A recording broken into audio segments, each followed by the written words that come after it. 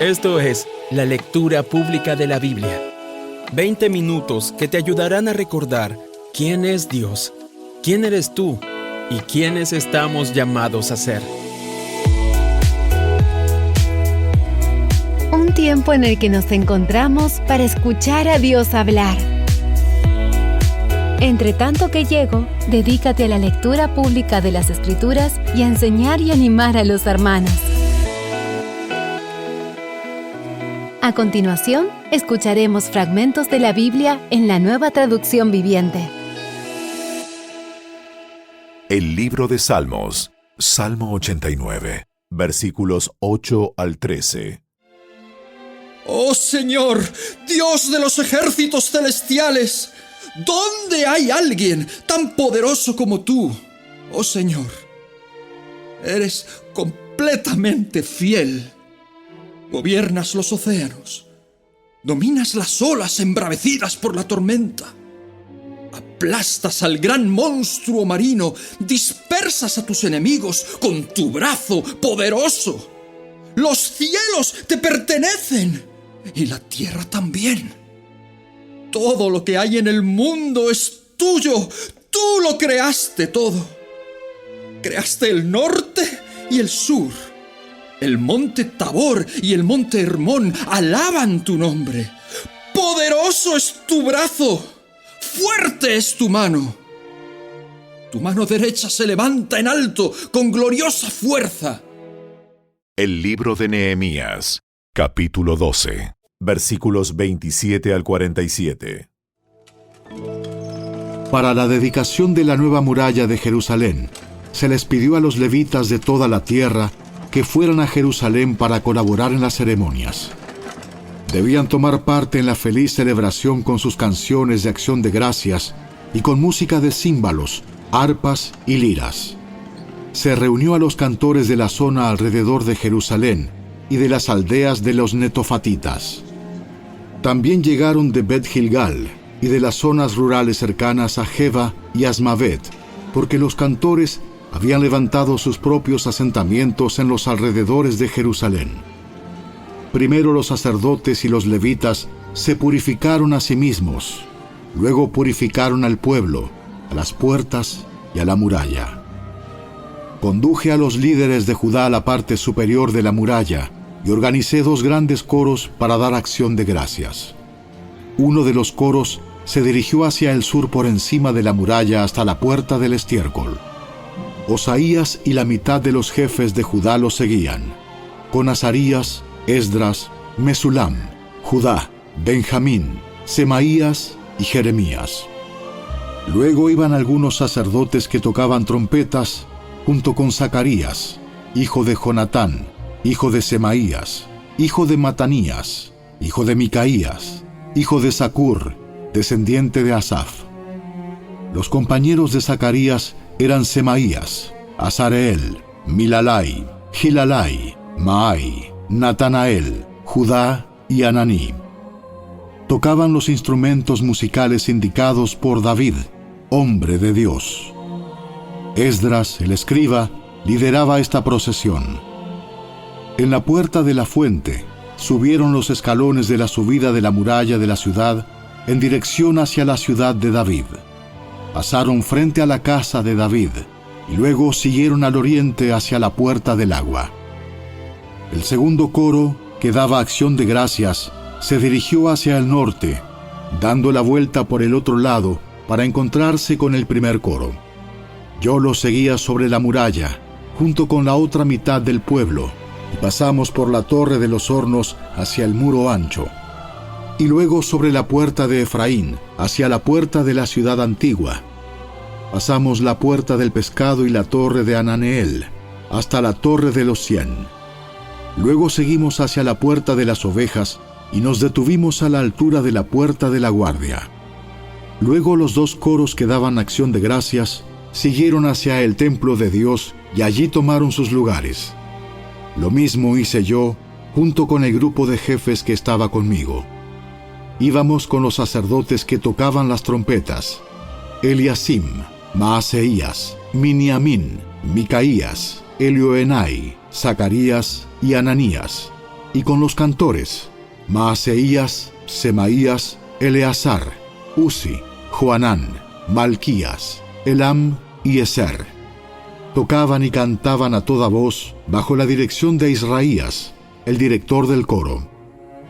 Se ofrecieron muchos sacrificios durante aquel día de gozo, porque Dios había dado al pueblo razón de alegrarse.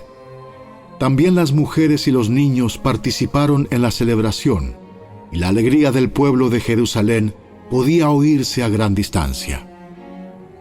Ese día se designaron hombres para que se encargaran de los depósitos para las ofrendas, la primera parte de la cosecha y los diezmos.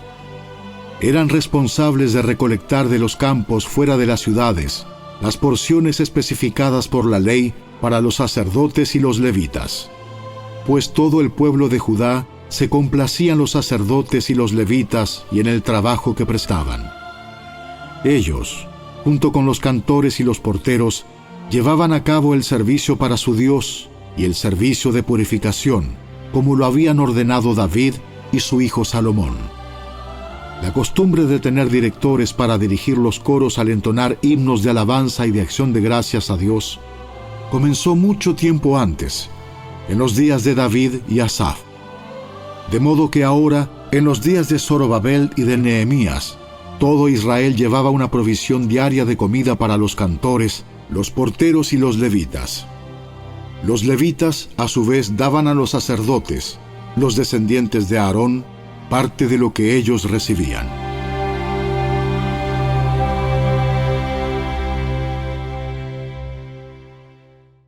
El libro de Nehemías, capítulo 13.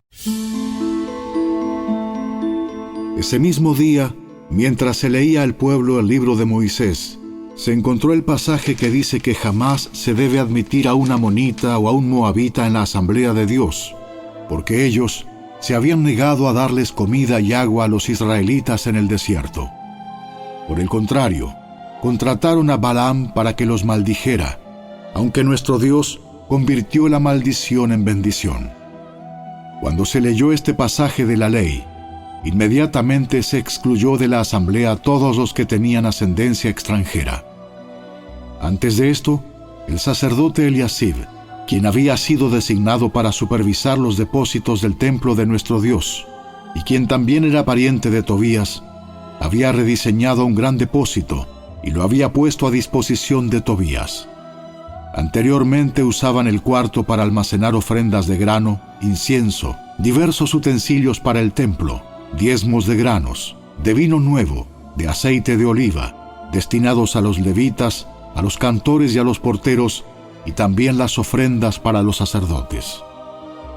En esa época yo no estaba en Jerusalén, porque había ido a presentarme ante Artajerjes, rey de Babilonia, en el año 32 de su reinado, aunque más tarde le pedí permiso para regresar.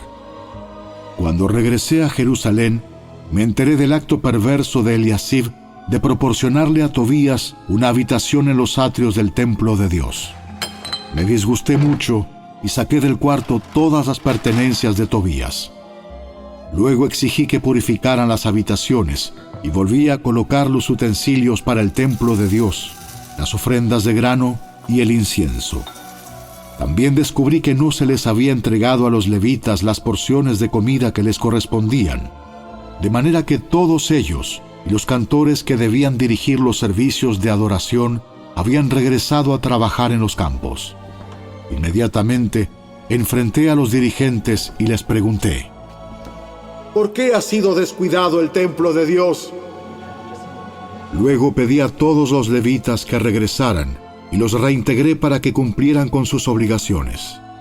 Entonces, una vez más, todo el pueblo de Judá comenzó a llevar sus diezmos de grano, de vino nuevo y de aceite de oliva a los depósitos del templo. Como supervisores de los depósitos, asigné al sacerdote Selemías, al escriba Sadoc y a Pedaías, uno de los levitas. Como ayudante de ellos, nombré a Anán, hijo de Zacur y nieto de Matanías. Estos hombres gozaban de una excelente reputación, y su tarea consistía en hacer distribuciones equitativas a sus compañeros levitas. Recuerda esta buena obra, oh Dios mío, y no olvides todo lo que fielmente he hecho por el templo de mi Dios y sus servicios. En esos días vi a unos hombres de Judá pisando en sus lagares en el día de descanso. Además, recogían granos y los cargaban sobre burros, y traían su vino, sus uvas, sus higos y toda clase de productos a Jerusalén, para venderlos en el día de descanso. Así que los reprendí por vender sus productos en ese día. Algunos hombres de Tiro que vivían en Jerusalén traían pescado y toda clase de mercancía. La vendían al pueblo de Judá el día de descanso, y nada menos que en Jerusalén. De modo que confronté a los nobles de Judá. ¿Por qué profanan el día de descanso de este modo tan perverso? ¿Acaso no fueron cosas como estas las que hicieron sus antepasados y provocaron que nuestro Dios hiciera caer sobre nosotros y nuestra ciudad toda esta desgracia? Ahora ustedes provocan aún más enojo contra Israel al permitir que el día de descanso sea profanado de esta manera. Entonces ordené que todos los viernes se cerraran las puertas de Jerusalén al caer la noche y que no se abrieran hasta que terminara el día de descanso. Envié a algunos de mis propios sirvientes a vigilar las puertas para que no pudiera entrar ninguna mercadería en los días de descanso. Los mercaderes y los comerciantes de diversos productos acamparon fuera de Jerusalén 1 o 2 veces. Pero yo les hablé duramente, diciendo: ¿Qué pretenden, acampando aquí afuera alrededor de la muralla? Si lo hacen otra vez, los arrestaré. Esa fue la última vez que aparecieron en el día de descanso. Luego ordené a los levitas que se purificaran y vigilaran las puertas para preservar la santidad del día de descanso. Recuerda también esta buena obra, oh Dios mío. Ten compasión de mí, conforme a tu grande e inagotable amor. Por el mismo tiempo, me di cuenta de que algunos de los hombres de Judá se habían casado con mujeres de Asdod, Amón y Moab. Además, la mitad de sus hijos hablaban el idioma de Asdod o de algún otro pueblo, y no podían hablar en absoluto la lengua de Judá.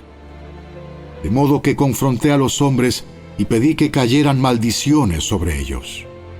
Golpeé a algunos y les arranqué el cabello. Los hice jurar por el nombre de Dios que no permitirían que sus hijos o sus hijas se casaran con la gente pagana de la región. ¿Acaso no fue exactamente eso lo que llevó a Salomón, rey de Israel, a pecar? No había rey de ninguna nación que pudiera compararse con él. Dios lo amaba y lo hizo rey sobre todo Israel. Pero incluso él fue inducido a pecar por sus mujeres extranjeras. ¿Cómo pudieron siquiera pensar en cometer esta acción pecaminosa y ser infieles a Dios al casarse con mujeres extranjeras? Uno de los hijos de Joiada, hijo de Eliasib, el sumo sacerdote, se había casado con la hija de Sanbalat, el horonita, por lo cual lo expulsé de mi presencia. Recuérdalos, oh Dios mío, porque han profanado el sacerdocio y los votos solemnes de los sacerdotes y los levitas. Así que expulsé todo lo que fuera extranjero y asigné tareas a los sacerdotes y a los levitas, asegurándome de que cada uno supiera lo que tenía que hacer. También me aseguré de que llegara el suministro de leña para el altar y las primeras porciones de la cosecha en los tiempos establecidos. Recuerda esto a mi favor, oh Dios mío.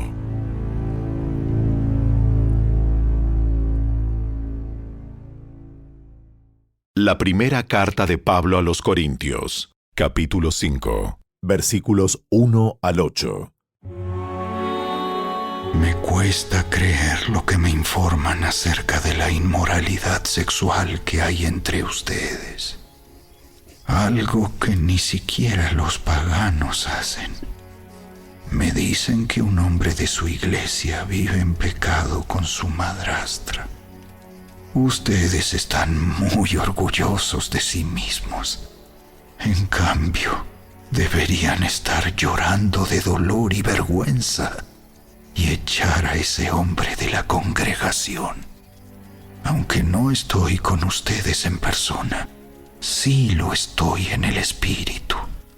Y como si estuviera ahí, ya emití mi juicio sobre ese hombre. En el nombre del Señor Jesús, ustedes deben convocar a una reunión de la iglesia. Yo estaré presente en espíritu, igual que el poder de nuestro Señor Jesús. Entonces deben expulsar a ese hombre y entregárselo a Satanás, para que su naturaleza pecaminosa sea destruida y él mismo sea salvo el día que el Señor vuelva. Es terrible que se jacten sobre dicho asunto. No se dan cuenta de que ese pecado es como un poco de levadura que impregna toda la masa. Desháganse de la vieja levadura, quitando a ese perverso de entre ustedes.